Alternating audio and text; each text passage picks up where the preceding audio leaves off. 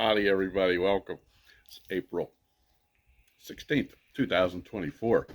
And about 4 days ago, the Carpenter Bees came out. Uh, they're destructive. I hate to kill bees because they're great pollinators, and I hate to kill bees, but I don't kill bees, but these Carpenter Bees bore into my logs. And they can be very destructive and even cause structural damage. Down there at the barn we have down below, they cause some structural damage down there to some of the roof joists, the ceiling joists, and I had to replace some of that. So anyway, we're going to talk about Carpenter Bees today. All right. I don't know. There's one right there. It's flying around there. If you see a swarm of bees, and they like to climb high. Don't know if I can get this guy or not. We'll see.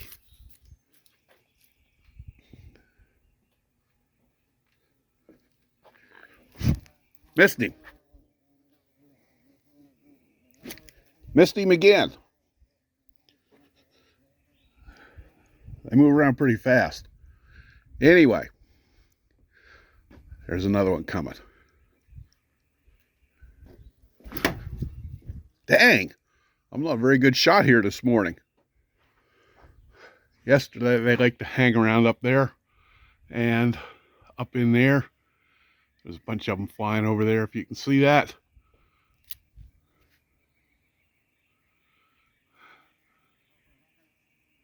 So anyway, yesterday, they came out 4 days ago. And yesterday I was out here for about 2 hours on the decks. And I killed 60 of them. Got 60 of them. Yeah. The last year, I was actually up on the roof. And I waited till late in the season before I started, and I got around 150 of them. Again, I hate to kill them, but they just I can't afford to have this structural damage. Let's see if I can get one. Got him. Okay. Got him. That does a pretty good job. Pretty good number on him. Okay. So I got 60 of them yesterday. And there's a whole bunch less today. I was out here for about 2 hours yesterday. There's one flying around there. But, okay. I'll show you another thing that I do here in a little bit. And it works really, really well. But for the Carpenter Bees don't eat wood. They bore into the wood. All right. They also nest in trees. So there's not a whole lot of them out here yesterday or today, but yeah, but they don't eat wood. They're called Carpenter Bees because they bore in there. All right. So we'll see how many we get here today. And I'll show you another method that I've used in the past. It works really, really well.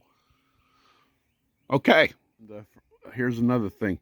When we stain this, we put a special product in there, NDS 40, that's supposed to repel the, there's one. I don't know if you can see up there, there's a guy, they got a hole up in there where that guy's at. Probably too dark.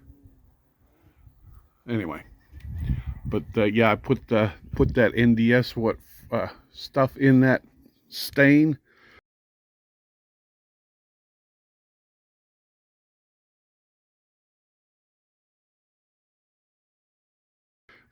Stained the whole house. Is supposed to get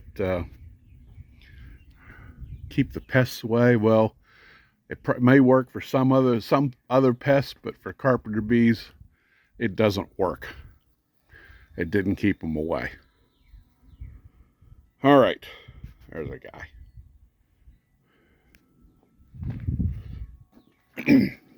This eliminates them pretty quick.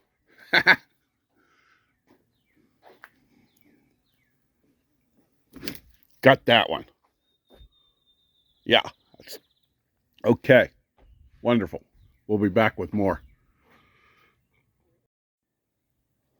Well, here's one that I killed yesterday.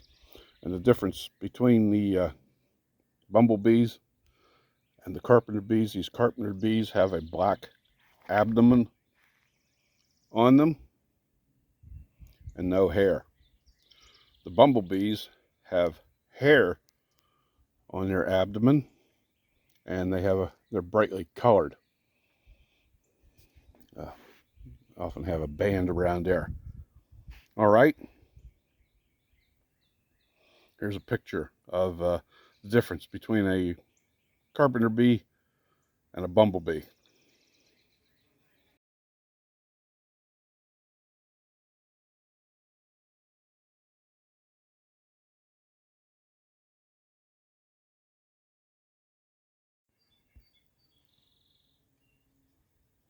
That's what I just swatted. Been out here for about 15 minutes, and this is number 7.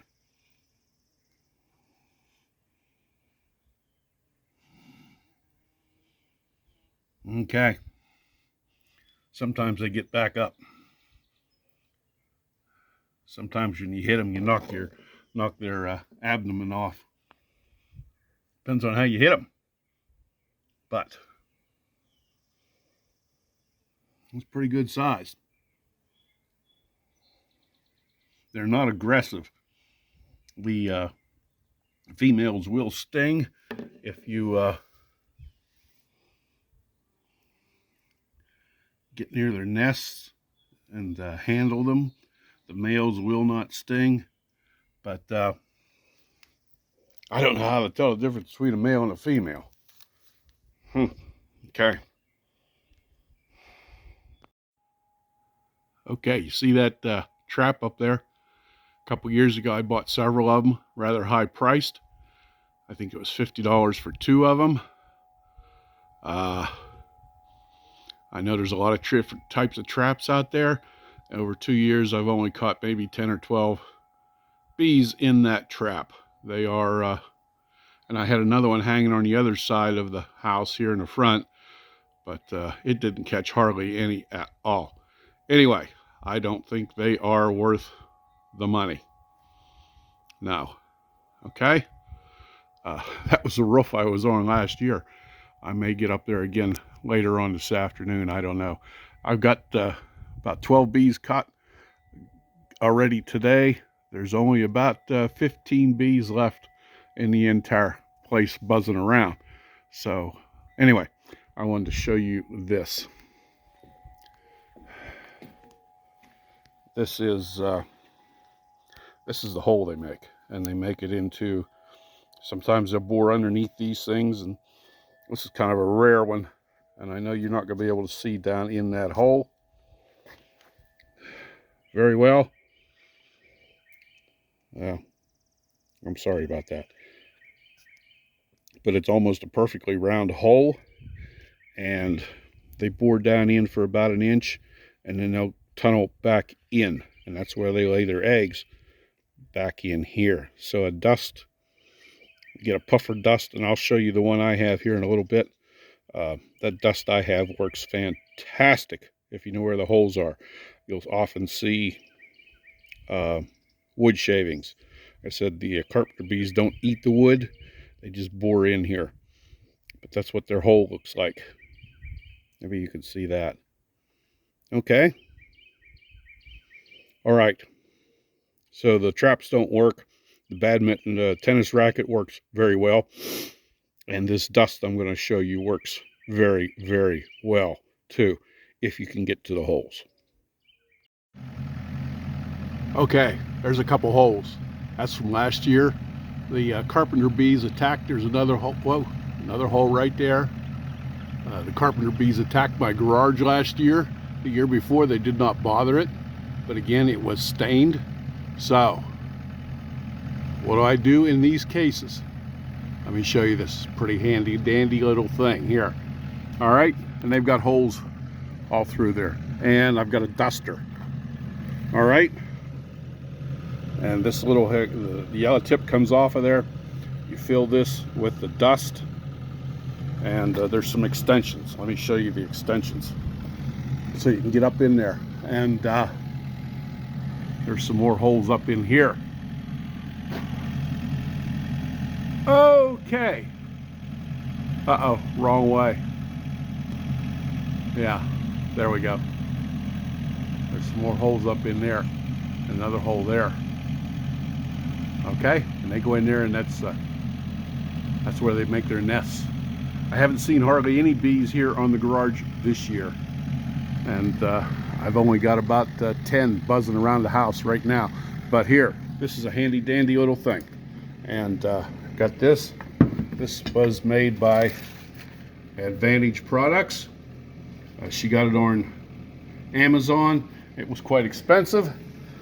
There are 4 extensions here, so you can get up to about 16 feet. The blue pole snaps into here, like that. And then on the bottom, however many extensions you need, you have a duster, and it's like a pump. This will pull out, and then you push it. Okay? And that puts compressed air up through the pipe into the duster, which shoves the dust out.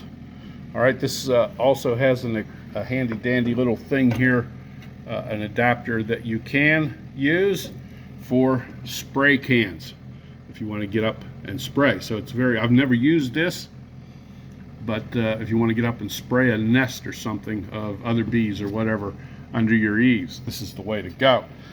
One thing you've got to be very, very careful when you do this and you've got overhead, get that up into the hole, dust it, and watch your eyes. You don't want to get this stuff on you. This is what I use, and this is fantastic. It's called Dry-On Dust. Got this on, actually, I got this one on eBay, but you can get it on Amazon too. And I believe it's a pyrethrin. I'll have to look. Take my glasses off so I can see. Yeah, right there, pyrethrin. So 1%, whatever those are. Okay, but it works. This stuff works fantastic. It actually, when you get it up in there and there's a bee in there, it gets on the bee's skin, dries the skin out, and within 15 to 20 seconds, that bee will come rolling out of that little hole. This is good stuff. Okay, it's proven. Works. All right, and then you can dust the holes again if you want. I don't know how long the dust will stay in there, but when the eggs hatch, if you want to, what I really should have done was gone and dusted the holes earlier here a couple weeks ago. So when the eggs hatch, those bees will come out, and they also, the bees store some kind of food in there for the larva when they hatch. Okay, it's like a nectar type thing. What do they call it? Bee food? Can't remember. But anyway, there you go. This is the way to go. This dust stick. Again, it's expensive, but it's a lot cheaper than trying to get somebody in here to replace those boards. So anyway, what you don't want to do is plug those holes, because if you plug those holes and there's bees in there, they're going to bore out another way, make another hole.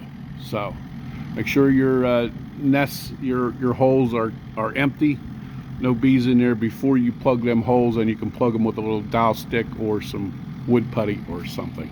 All right. Hope that'll help some people get rid of Carpenter bees.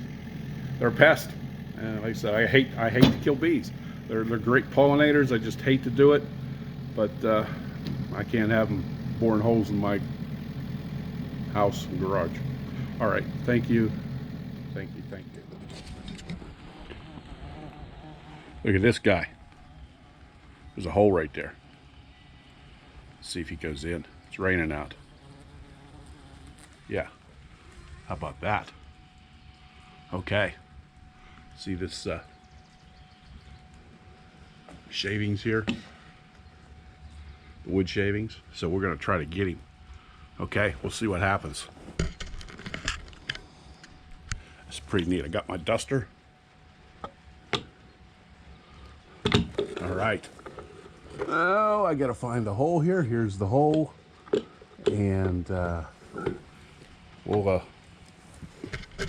spray some dust in here.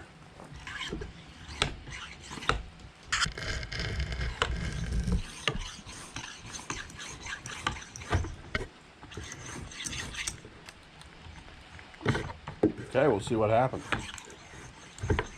If you get this dust on you, make sure you wash it off right away. There's another one.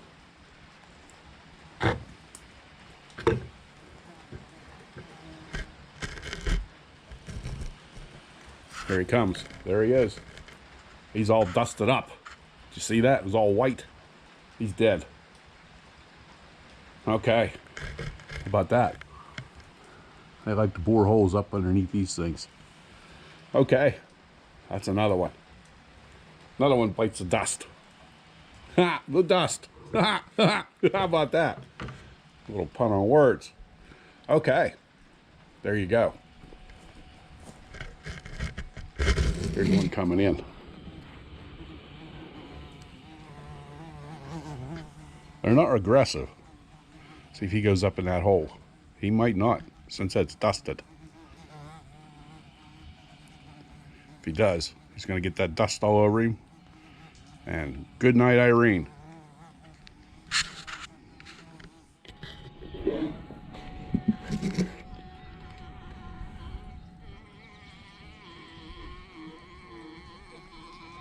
Can you hear him in there?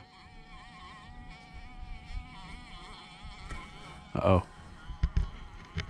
Here we go. Another one. He's dead. I think hitting him with a badminton racket is more humane than this.